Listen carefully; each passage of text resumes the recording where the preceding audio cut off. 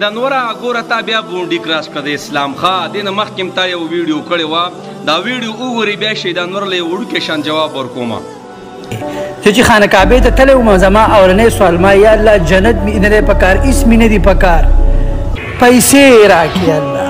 پیسې راکړي جناب ویډیو تاسو وکتله که نه شیطان وره ستا ټولې خبرې صحیح دي ښه ګوره نبی علیہ السلام هم د غریبۍ نه پناه غوښتې صحیح ده چې الله د غریبۍ نه مو ساتي یعنی غریبي څه ده غریبي هلاکت ته یو قسم لکه نه غریبي به د ایمان نه خلاص کړي دا خبره ستا بالکل صحیح ده که نه ګوره شیطانور صاحب د دې نه مخکې م تا ګوره د کوم عالم سره چې پیسې م ني که نه په معاشره کې یو عجیبه حیثیت دي او کوم عالم چې مالدار وي که نه نو د هغه یو ځان له یو حیثیت دي که نه او عزت یې په نسبت د دې غریب عالم زیات دي دا موږ ټولو ولیدل صحیح ده او شته م دې نه څوک انکار نشي کولی صحیح ده شیطانور ستا هره خبره څه ده ډېره برابر ده زبردست ده خو ګوره د دې نه مخکې تا په تبلیغیانو پسې خبرې وکړې که نه هغې خبرې تا له څومره زور درکو خیال دې کړی که نه تا ته پته ده چې څومره زور یې تا له درکو ساجي باجي به خبرې اترې به کې مخې ته رالې که نه پوه شوې تا تبلیغیان ټارګېټ له لاس او خپې به مات کړې خوا دې خوا اوس تا بیا اسلامي ټاپک وچېړو یعنی مطلب څه یعنی د الله نه څه غواړم د الله نه مال او دولت غواړم او جنت ترې نه غواړم د الله بنده ای د الله بنده ته په دې خبرو پسې څه کې په دې خبرو پسې ته خنداګانې ولګې ګوره ته خپل کار جاري ساته بالکل ستا خبره صحیح دي چې ته پښتانه د غلامۍ نه خلاصې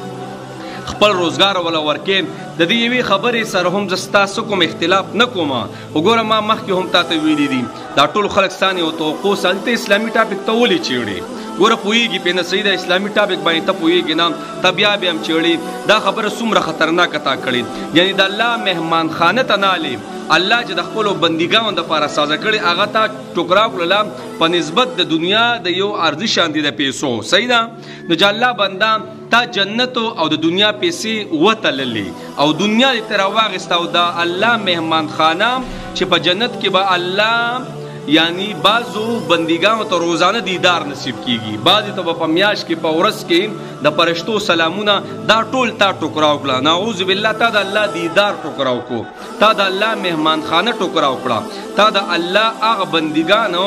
چې د عبادت لپاره یو خاص ځای هغوی دپاره ساز کړی دی مهمانخانه تا ټوکراو کړله او تا د دنیا یو عرضي څیز واخیستو نو د الله بنده دا یو زونه مه چیړه دا به د ایمان نه خلاص کي ګورته چې د هر یو دغه سره تعلق ساتي ته د خپل عالم نه تپوس کوې زه چې دا خبرې کوم زه دا څنګه خبرې کوم د الله بنده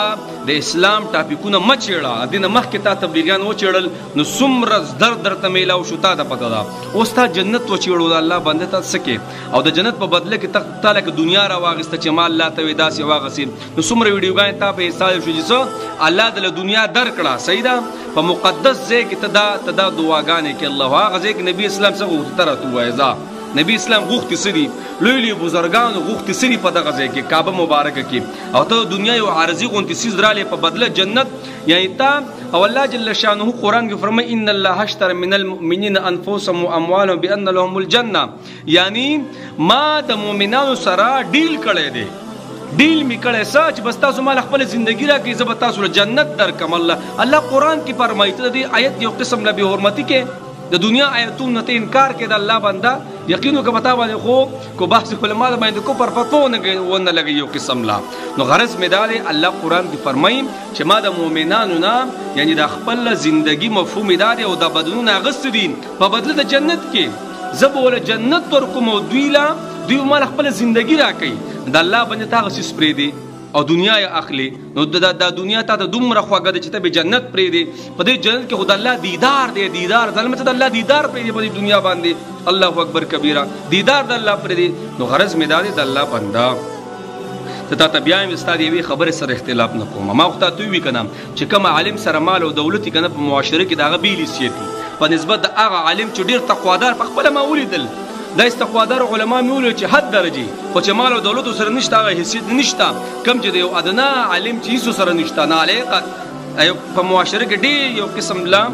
د پړی په تقوا په اعتبار سره ډېر کمي خو چې پیسې ورسره وي که نه د هغې حیثیت سوا دی د دې نه مونږ انکار نه کوو زه بیا هم نبي اسلام د غریبۍ نه فنا غوښتې ده دا هلاکت دی غریبي خو د الله بنده اسلامي ټاپکونه مه چیړه د عالمه د ایمان نه به دې خلاص کړي سار به مسلماني ماښام به کافري ماښام مسلماني سار به کافري ته بار بار دا خبره کومه برای مهرباني زما ورورې په اسلامي ټاپکونو مه چیړه په دې پسې خنداګانې مه کوه دا به د ایمان نه خلاص کړي د دنیا خبرې ترې دي او ته دنیا رالی او د جنت سره نعوذ بالله سبا به د الله د دیدار سره سبا به د نورو خو په سبا به د نبي اسلام شفاعت سره بیا ته دا شي څه کړي دا به شامل کړي ځکه جنت په سم میلاویږي د نبی اسلام په شفاعت میلاویږي په اعمالو باندې میلاویږي تا دا ټول ټوکراو کړه په دې کې ډېرې خبرې ترې دي دا ټول تا ټوکراو کړه او ته څه کې دا دنیا غصې ده نو بس